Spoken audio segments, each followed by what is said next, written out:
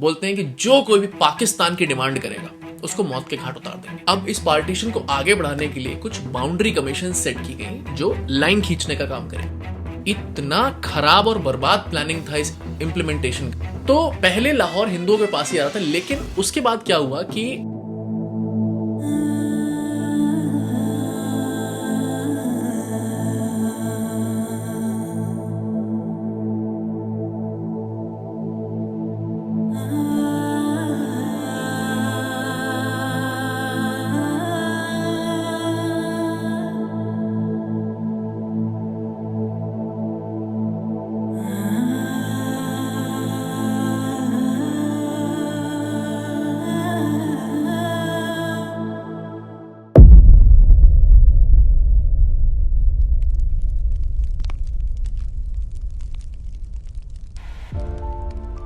दोस्तों आगे की कहानी को समझने के लिए हमें पंजाब और बंगाल के बंटवारे की कहानी को समझना पड़ेगा, और इसी के साथ साथ हमें यह भी देखना पड़ेगा कि कौन कौन से ऐसे प्रिंसली राज्य थे जो एक अलग कंट्री बनने की इच्छा रखते थे। उसके साथ साथ कौन ऐसे थे जो हिंदुस्तान के साथ जुड़ना चाहते थे और कौन कौन से राज्य थे जो पाकिस्तान के साथ जुड़ना चाहते थे। तो 15 अगस्त 1947 की डेट यहाँ से निकल के आ गई थी कि भाई हम अब यहाँ पे इंडिपेंडेंट हो जाएंगे। अब सबसे बड़ा सवाल ये था, जो माउंटबेटन प्लान था उसमें आप सबको पता है कि हर प्रोविंशियल राज्य को ये अधिकार दिया गया था कि या तो वो हिंदुस्तान के साथ जुड़ जाए या पाकिस्तान के साथ जुड़ जाए या खुद अपने आप में एक इंडिविजुअल कंट्री भी रह सकते थे, जैसे कि जम्मू एंड कश्मीर और बहुत सारे ऐसे प्रिंसली स्टेट्स ने अपने आप को इंडिपेंडेंट रखने का कोशिश किया। लेकिन सबसे महत्वपूर्ण एस्पेक्ट इस पूरे पार्टीशन का ये था कि पंजाब और बंगाल ये दो प्रोविंसेस ऐसे थे जिनमें एक मिक्सचर ऑफ कम्युनिटीज थे, और इनको भी ये मौका दिया गया कि आप चाहो तो पूरे इंडिपेंडेंटली हिंदुस्तान में आ जाओ या चाहो तो पूरे पाकिस्तान में चले जाओ। अब क्योंकि मेजोरिटी और माइनॉरिटी वहां पे मिक्स थे, एक तरीके से वहां पे सिख, हिंदू और मुस्लिम तीनों थे, तो वहां पे वोटिंग कराई गई, जिसका परिणाम ये निकला कि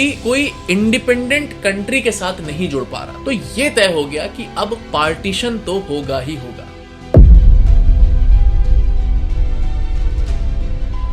उस वोटिंग के आधार पे ये नहीं करा गया कि ठीक है ज्यादा वोट पाकिस्तान के पास से तो पाकिस्तान चले जाए या फिर हिंदुस्तान के साथ है तो हिंदुस्तान के पास आ जाए, लेकिन ये तय हो गया था कि पार्टीशन यहाँ पे एक लकीर खींची जाएगी, ये कंफर्म हो गया था। और ये चीज 3 जून 1947 को हुई थी, जबकि बंगाल में यही चीज 20 जून 1947 को रखी गई। अब इस पार्टीशन को आगे बढ़ाने के लिए कुछ बाउंड्री कमीशन सेट की गई जो लाइन खींचने का काम करे। इस बाउंड्री कमीशन में 2 हिंदू मेजोरिटी के लोग और 2 मुस्लिम मेजोरिटी के लोग शामिल थे, जो पंजाब और बंगाल दोनों के पार्टीशन के जिम्मेदार रहेंगे। और इसी के साथ साथ British civil servant Cyril Radcliffe जो इसका नेतृत्व करने के लिए ब्रिटिश से बुलाए गए। 8 जुलाई 1947 को रैडक्लिफ हिंदुस्तान आते हैं। उनका पहला डिस्कशन ही माउंटबेटन के साथ ये होता है कि ये पार्टीशन का डेडलाइन क्यों रखा जा रहा है, 15 अगस्त क्यों रखा जा रहा है। मतलब ये आप एक कंट्री बना रहे हो, एक कंट्री बनाने में बहुत सारी चीजें सोचनी पड़ती हैं, और पहले के जमाने में कोई सॉफ्टवेयर नहीं थे कि आप 2 मिनट में एंटर मारोगे और कोई डेटा आपके सामने आ जाएगा, अच्छा यहाँ पे ये पॉपुलेशन ज्यादा है, यहाँ पे ये ऐसा है, वो ऐसा है, ट्रांसपोर्टेशन है।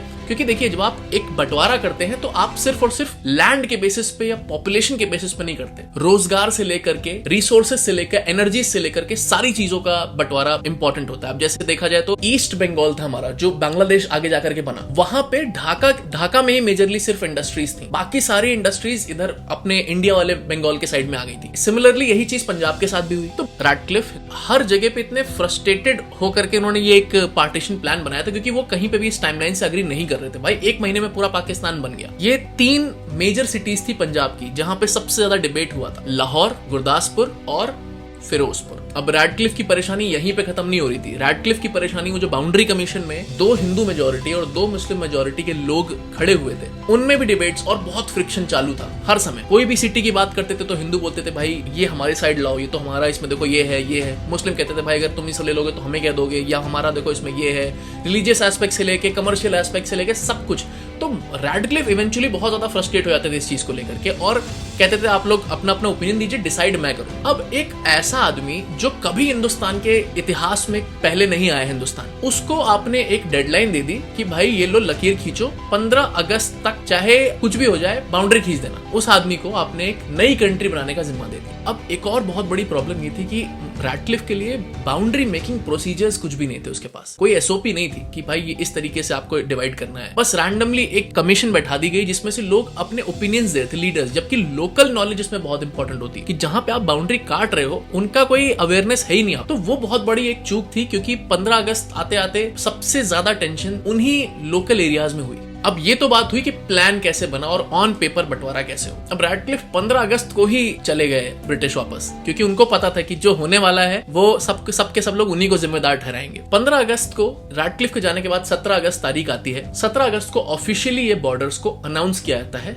आम जनता में। अब अनाउंस तो कर दिया गया, एक तो था कि चलो पार्टीशन को बना लिया पेपर पे, अनाउंस भी कर दिया, लेकिन सबसे इंपॉर्टेंट चीज थी इसका इम्प्लीमेंटेशन। इतना खराब और बर्बाद प्लानिंग था इस इम्प्लीमेंटेशन का, क्योंकि जब इन्होंने डायरेक्ट एक्शन डे के दिन ये देख लिया था कि किस तरीके से वॉयलेंस भड़कता है कम्युनल लेवल पे, उसके बावजूद भी ये जो 1.5 करोड़ का मूवमेंट था, 1.5 करोड़ लोग इधर से उधर और उधर से इधर हुए थे टोटल। अब सबसे इंपॉर्टेंट चीज ये थी कि किसी के दिमाग में कोई प्लानिंग नहीं थी, कुछ नहीं था, बस एक रैंडम अनाउंसमेंट हो गई और उसके बाद शुरू होता है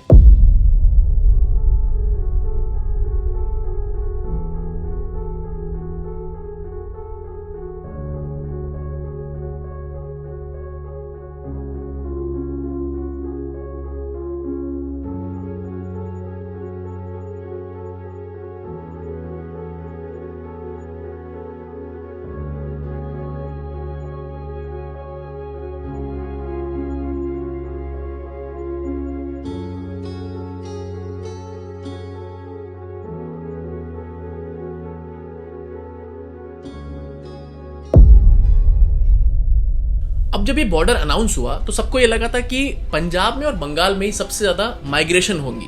लोग इतने ज्यादा पैनिक करने लगे कि जिस प्रोविंशियल स्टेट का बॉर्डर पाकिस्तान से लगता था, जैसे गुजरात और बहुत कश्मीर, हर जगह से लोगों ने अपने आप ही माइग्रेशन स्टार्ट कर दिया, क्योंकि उनको लगा कि ये तो पंजाब और बंगाल किया, आगे आने वाले टाइम में शायद हमको भी कर देंगे और पता नहीं कुछ दिक्कतें आ जाएंगी। तो इतना ज्यादा एक वॉयलेंस का माहौल शुरू हो गया अचानक से, क्योंकि इतना खराब इंप्लीमेंटेशन, इतना खराब माइग्रेशन तरीके से हुआ कि मतलब आप बता नहीं सकते कि इतना ज्यादा क्रूअल ट्रांजिशन था ये, कि किसी को किसी की उम्र से फर्क नहीं, किसी को किसी के सिचुएशन से फर्क नहीं, बस मारो मारो मारो। अब ये जो वॉयलेंस स्टार्ट हुआ है इसकी थोड़ी सी शुरुआत होती थी 3 मार्च 1947 में, जब पंजाब के सीएम खिजर तिवाना ने रिजाइन कर दिया था। और उसी वक्त सिखों के बहुत ही प्रमुख नेता मास्टर तारा सिंह पंजाब असेंबली में 500 सिख लोगों के साथ अपनी कृपान निकालकर बोलते हैं कि जो कोई भी पाकिस्तान की डिमांड करेगा उसको मौत के घाट उतार देंगे। तो मेटाफोरिकली देखें अगर तो ये पंजाब का डायरेक्ट एक्शन डे था, जिस दिन ये अनाउंसमेंट कर दी कि भाई जो भी पाकिस्तानी मिले और जो पाकिस्तान की डिमांड करे उनको मारो। अब उस दिन जब ये सारी चीजें अनाउंस हुई उसके बाद से गवर्नर रूल लग गया Punjab till the time of partition. तो वॉयलेंस शुरू इस तरीके से हुआ कि कोई भी एक कम्युनिटी अगर दूसरी कम्युनिटी को कहीं पे भी देख लेती थी कि पता चला अच्छा ये यहाँ से मूव करने वाले हैं, तो सब लोग घेर के मार देते थे। अब वो चाहे हिंदू हो, मुस्लिम हो, सिख हो, चाहे कोई भी हो। और ये दोनों तरफ चल रहा था। मेजरली इससे सबसे ज्यादा अफेक्टेड पाकिस्तान के एरिया में जो पड़ा लाहौर उसमें था, और इंडिया में पड़े अमृतसर और बहुत सारी ऐसी जगहों पे जहां पे हिंदू कम थे और मुस्लिम ज्यादा थे और उनको माइग्रेट करना था। तो ये ऑब्वियसली हर जगह ऐसा होगा।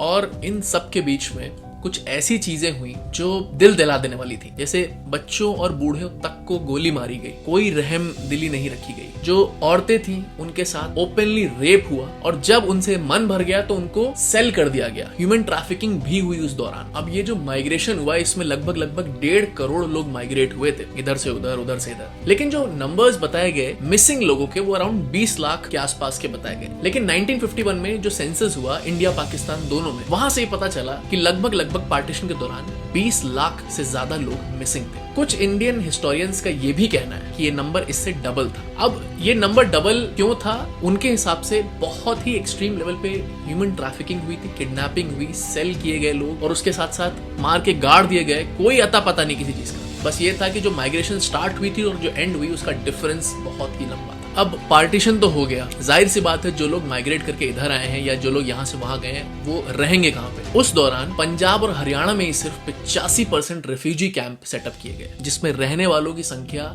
7 लाख से ज्यादा थी। अब एक बहुत दिलचस्प बात है लाहौर सिटी के लिए। लाहौर सिटी जो है पहले हिंदुस्तान के पास ही आ रहा था। हालांकि 65% लोग वहां पे मुस्लिम्स ही थे, बट 80% जो लैंड था वो हिंदुओं का था, जो इकोनॉमी थी वो हिंदुओं की थी। तो कहीं ना कहीं ये तो फॉर श्योर था ना, जमीन जायदाद जिसके पास जिसकी है, इतनी आप 80% 50% एक तरीके से चली जाएगी। तो पहले लाहौर हिंदुओं के पास ही आ रहा था, लेकिन उसके बाद क्या हुआ कि माउंटबैटन ने ये चीज देखी कि पाकिस्तान के पास कोई बड़ी सिटी है ही नहीं। मतलब दिल्ली, मुंबई, कलकत्ता से लेकर के सारी की सारी सिटीज तो प्रोमिनेंट इंडिया के पास ही थी। तो इसलिए लाहौर को फाइनली पाकिस्तान के पास दिया गया। जबकि बंगाल में तो कुछ और ही चल रहा था। बंगाल के जो प्रोमिनेंट लीडर्स थे उन्होंने तो बंगाल को अपने आप में एक इंडिविजुअल कंट्री बनाने का डिसीजन लिया था, जो माउंटबैटन ने तुरंत रिजेक्ट कर दिया। और जब पार्टीशन हुआ तो जो भी मुस्लिम डोमिनेटेड डिस्ट्रिक्ट्स थी वो सारी की सारी ईस्ट बंगाल में चली गई, और जो हिंदू डोमिनेटेड डिस्ट्रिक्ट्स थी वो सारी की सारी यहाँ रह गई हिंदुस्तान। कायदे से बंगाल में इतना राइट्स और इतना वायलेंस होना नहीं था, क्योंकि माइग्रेशन बहुत ज्यादा नहीं था यहाँ पे। बट क्योंकि पंजाब में इतना ज्यादा बड़ा वायलेंस देख चुके थे लोग, क्योंकि माइग्रेशन में क्या था कि अब छोटे छोटे ग्रुप्स में भी अगर कोई कहीं जा रहा था तो लोग टूट पड़ते थे। तो बंगाल में भी क्या हुआ कि उनको लगा कि हम छोटे छोटे ग्रुप्स में भी अगर मान लो हम यहाँ रह रहे हैं, अगर मान लो हिंदुस्तान में एक छोटी कम्युनिटी मुस्लिम की रह रही है तो उनको भी जाना है वहां पे।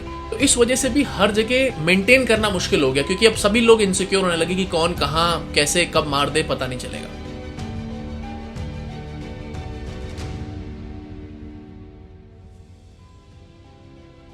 तो दोस्तों यहां पर खत्म होती है हिंदुस्तान के बंटवारे की कहानी, और इसी के साथ शुरू होती है हिंदुस्तान के नक्शे की कहानी। हिंदुस्तान का जो नक्शा बंटवारे के बाद सोचा गया था, क्या वैसा ही नक्शा हिंदुस्तान को बंटवारे के बाद मिला?